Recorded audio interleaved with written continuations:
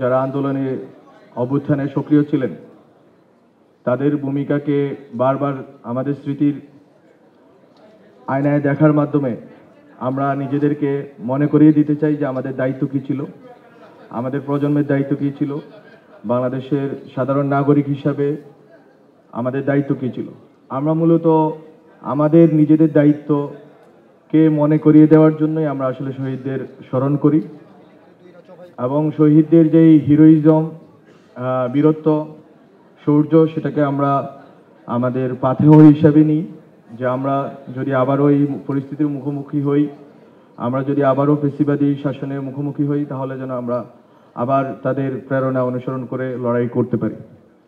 Bundle থাকলে প্রতি সেনমানিতে টাকা বাঁচবে। বিকাশ সেনমানি বান্ডেল কিনে জিতুন প্রতি লেনদেনে।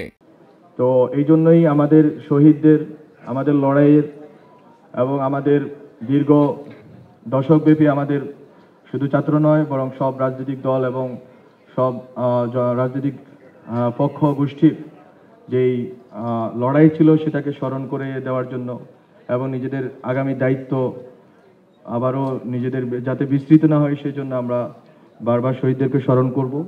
জুলাই একমাত্র মাস নয় যে আমরা শুধু শহীদদেরকে এই মাসে স্মরণ করব, বরং আমরা আমাদের প্রত্যেকটি পদক্ষেপে দেখার চেষ্টা করব কতদূর আমরা আসতে পারলাম। কিন্তু স্টিল আমরা চাই যে বাংলাদেশের মানুষের যে আশার জন্ম হয়েছিল সেই আশা যেন আমরা পূরণ করতে পারি। এই পথ দীর্ঘ, অনেক দিনের লড়াই।